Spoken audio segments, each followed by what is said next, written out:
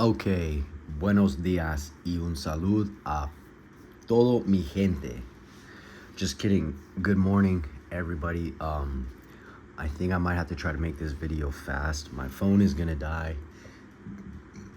Excuse me. But we still out here. It's gonna be a little different video. I'm gonna be doing a little bit more jumping around. I'm not sure what the title is gonna be, but this is pretty much gonna be some precepts on potentially finding a wife. Okay, we're gonna look at Adam, Abraham, and Jacob, some of the most OG forefathers that we got. And if we can't learn from them, then we might be screwed. Okay, so starting off with Adam, this is going to be Genesis chapter 2, verse 18 through 23. Okay. And the Lord said, "It is not good that the man should be alone. I will make him an helpmeet for him." And out of the ground the Lord God formed every beast of the field and every fowl of the air, and brought them unto Adam to see what he would call them. And whatsoever Adam called every living creature, that was the name thereof. So God obviously made every beast, everything, every animal, right? And he brought them unto Adam so Adam could name them, right? Every animal, just think about that for a second. Just think about that for a second. Every animal, not most animals, every animal.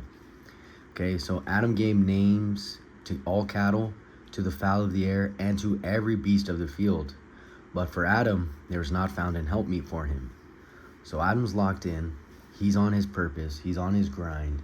He's striving to do whatever the Most High, to do the Most High's will, right? And at that time, it was, hey, you're going to name every creature, right? But there was no helpmeet for him. It was just him. He was out there, in the fields, in the Garden of Eden, tending the garden, as well as naming every animal, which is a pretty big task, right?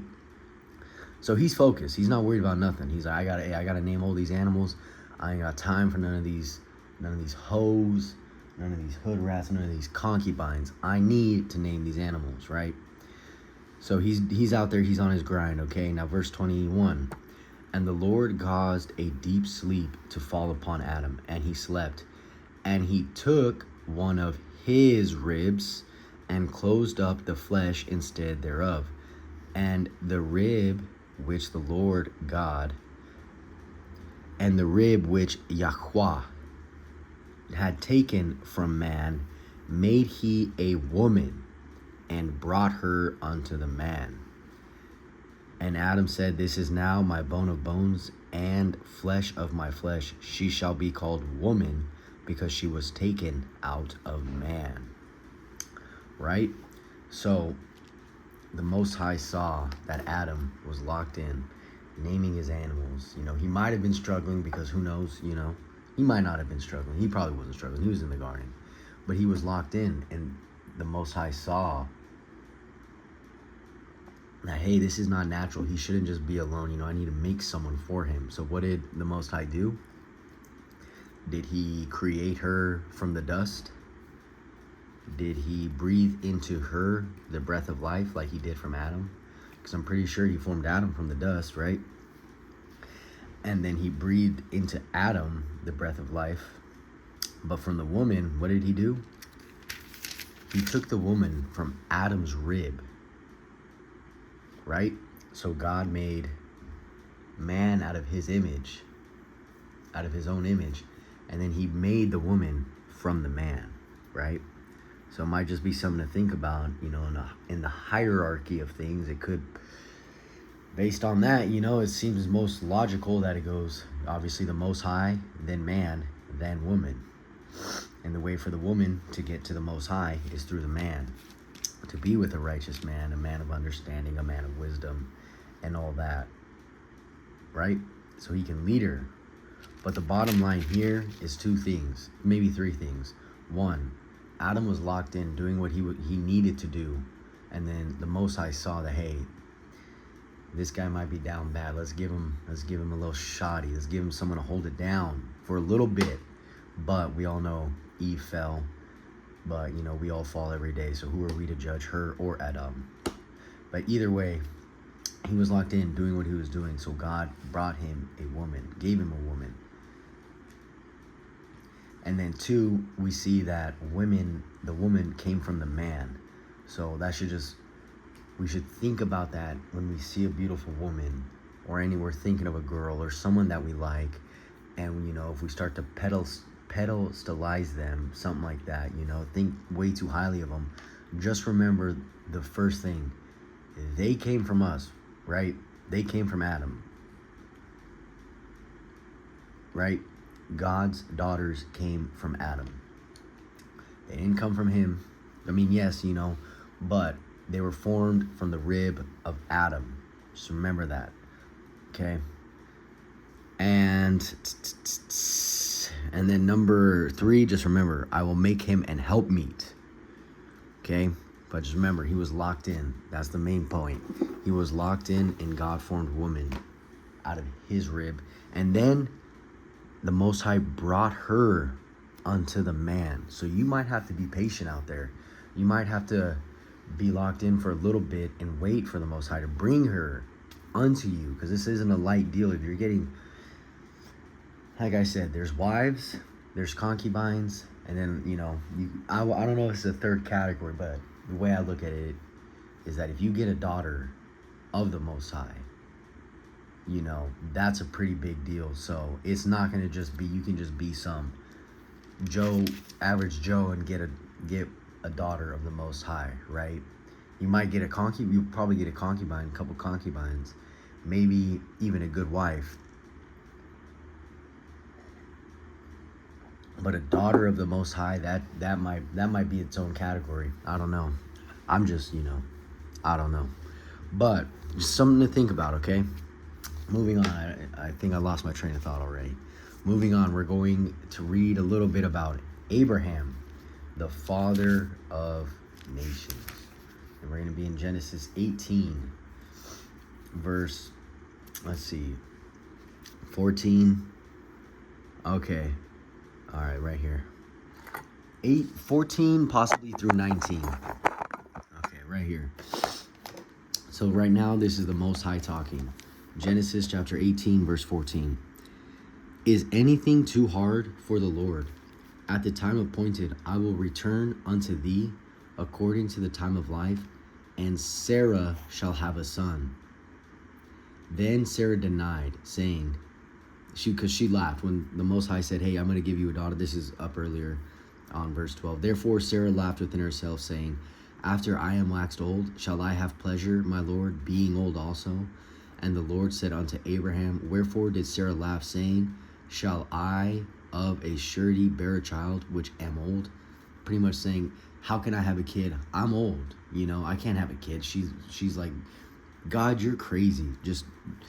Just remember this. Sarah laughed when the Most High said, hey, you're going to have a kid. Just to think about that. The Most High said, Sarah, you're going to have a kid. And she laughed. It just goes to show a little bit about the craziness of the woman. They would literally laugh in the Most High's face when he tells her something. Okay? But anyways, so God said you're going to have a kid, a couple kids, because, Abraham's the father of nations. And she laughed. And then the Most High saying, is there anything too hard for me? At the time appointed, at his time, I will return unto thee according to the time of life, and Sarah shall have a son. So it's at God's time, right? Okay, moving on.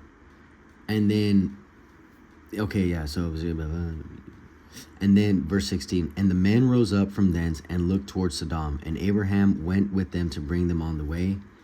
And then verse 17, and the Lord said, shall I hide from Abraham that thing which I do? Right? And he's talking about giving him a kid, and then a son. Verse 18, seeing that Abraham shall surely become a great and mighty nation, and all the nations of the earth shall be blessed in him. Right? When it says Abraham shall become a mighty nation, they're talking about his seed, his offspring, everything that comes from him, right? And he was the father of many nations. right? So he's asking, should I show him this? And then right here, this is the most important verse right here, verse 19. This is the Most High speaking again. For I know Abraham, that Abraham will command his children and his household after him, and they shall keep the way of the Lord to do justice and judgment, that the Lord may bring upon Abraham that which he hath spoken of him. Right?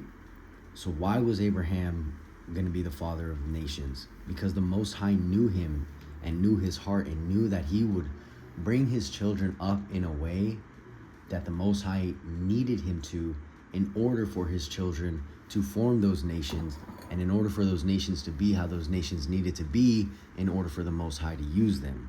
But the most important part is that the Most High knew that Abraham was a righteous man and would continue to be righteous and would raise his children righteously, to be just and to have good judgment, you know. And this ties back to us, you know, the precepts on finding a wife. You know, the Most High is not going to bless us with a wife, and definitely not one of his daughters, if he looks at your heart and sees perverseness, sees too much iniquity, too much, you know, hey, I'm doing wrong and I don't care, right? If he sees too much of that, you know, he's not going to bless you with a wife, definitely not one of his daughters. So what are some things we can do to, you know, hopefully be blessed with a wife or one of his daughters? You know, walk as righteously as we can, continue to grow, always check your heart, because, you know, that's what the Most High sees. The Most High, he sees your actions, right? But what he sees is, what he cares most about is your heart. You can do a million good things, but if your heart posture is not in the right spot when you're doing them, they don't count, you know. So always check your heart. Yeah, so be just, you know. That's what the Most High is looking for. He's looking for someone who can, one, lead and guide a wife and one of his daughters. And then if he blesses you with a child, you know, especially from one of his daughters, you know, he's looking, you know, you got a big responsibility on your hands. So he's not going to just give that to anybody. You need to be just. You need to have good judgment. You need to be wise. You need to fear him. You need to walk in his ways. And you need to always check your heart, right? Because the Most High is going to know you and your heart. And he wants to make sure that what he's going to give you, you can handle. So keep that in mind. All right, moving on to the last one. This is about the OG, God's chosen people. And I'm not saying this. This is in the book. You know, God chose him out of all the other nations. And if you don't know who I'm talking about, we're talking about OG Jacob. And later changed his name. Well, he didn't change his name. The Most High changed his name to what? That's right. Oh, excuse me. Don't look at my tattoos. He changed his name to Israel. Okay. And now, this is when Jacob was working for Laban, trying to get his wife, Rachel, right? So it's just a short one. It's a little short one. But basically, and Jacob served 7 years for Rachel, and they seemed unto him but a few days, for the love he had to her. Right?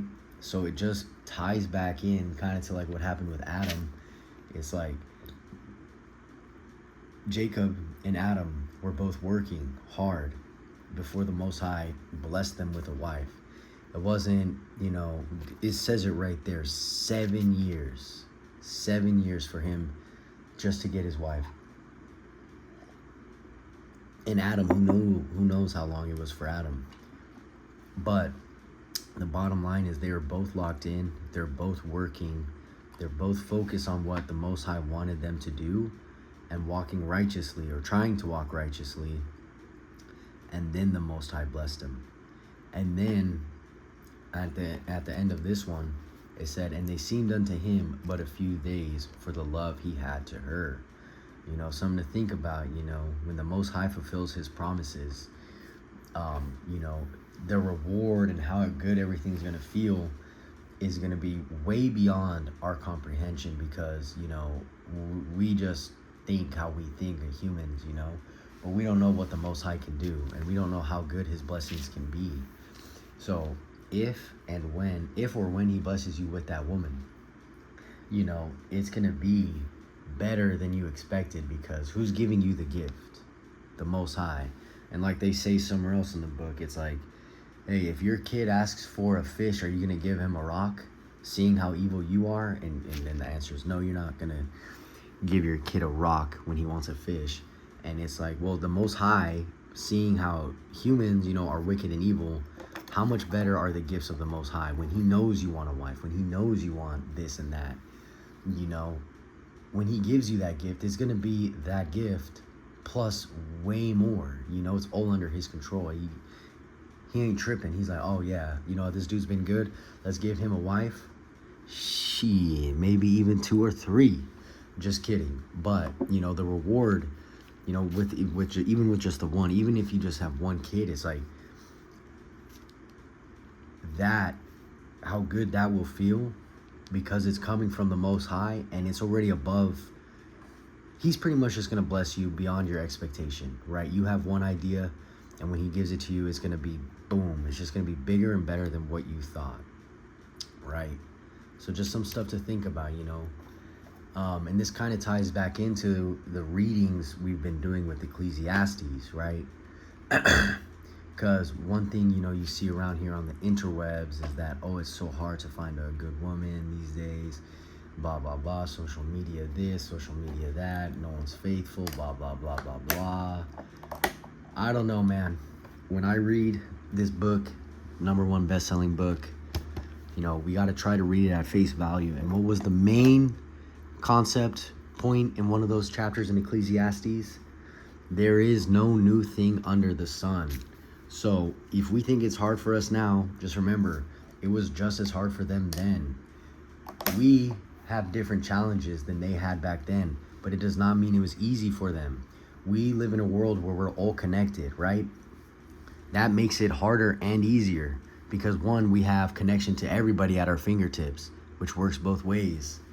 They did not have connection to everyone back then. Who knows how many people were living in their village? What if there was only like a village with like 50 people, and there's only like 1 or 2 baddies in there? Like you're cooked, right? You would have to like travel for 3 days, for 3 days possibly, just to go see another baddie, or, you know, whatever. So just some things to think about. And also the women back then too, like we read it all the time. The Israelites, you know, I'm not saying I'm better than anybody, right? But the Israelites, they were sinning back then. The men were sinning, the women were sinning, everybody was sinning back then. They were punished. The Israelites were greatly punished. So something to think about. Like if you think, oh, the women today, you know, they're all sluts, they're all this, they're all that. 1, that's a bad mindset to have. And 2, the guys back then had the same mindset, but they still figured it out. Not only that, but they figured out how to do it with multiple wives. So if you ever think you have it bad, just remember, they didn't even have a car. If they wanted to get to Shadi's house, they had to figure it the fuck out. They would have to walk. They'd have to ride a horse. They'd have to ride a camel. And if they even wanted to find a good-looking Shadi, it wasn't the easiest thing. Their villages were probably small. And you only knew people, like, not through word of mouth, but it's like you wouldn't just go up to a random person at the mall back then. At the you know, it was usually someone that your family knew, or, you know, you had a connection with. So don't be disheartened. Don't make excuses. Lock in on your shit. Try to become the best version of yourself, you know, through this book, through the laws, through the precepts, so that you might be blessed with a wife. Because there's another, you know, in Proverbs, I believe Proverbs, it says, you know, he who findeth a wife findeth a good thing. And then there's other places where they liken the woman unto, they say that she is far more precious than jewels, right? So when you find a good woman, you find a wife, not a concubine. And man, imagine finding the daughter, one of the Most High's daughters, right? You know, that's a good thing. That's a blessing. That is a huge blessing. But we also got to remember the other aspect of women's. And it's all in the same book. It's going to be in Proverbs. It says there is no this is it. All wickedness is but little wickedness to the wickedness of a woman, right? Which is pretty much saying there is no wickedness like the wickedness of a woman. So if you piss them off, best believe that you will see some wickedness that you have never seen. And it's not to hate on them. I love them. I love them to death. I love them so much, I'd take two at once. But anyways, it's just in their nature. So with all that being said, I guess the bottom line is,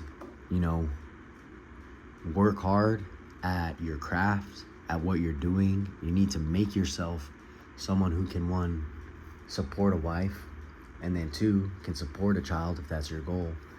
Three, you got to walk in the ways of the Most High so he can, see like, hey, this dude's serious. Let's give him a wife so he can bring up the next generation of my people. And be patient. Be patient. Jacob had to wait 7 years. Abraham, dude, I don't even know how long Abraham had to wait, because Sarah was like old. I think don't quote me on this, but I think she was like easily above 80. Don't quote me on that. But she was an old woman, and that means Abraham was old before he had a son with her, right? So just be patient, work hard, focus on what your hands are doing. If you got a job, work as hard as you can at that, and then, walk righteously and continue to put yourself out there, and maybe the Most High will bless you with a woman, a good one, right? I hope that made sense. If you have any questions, let me know. Later.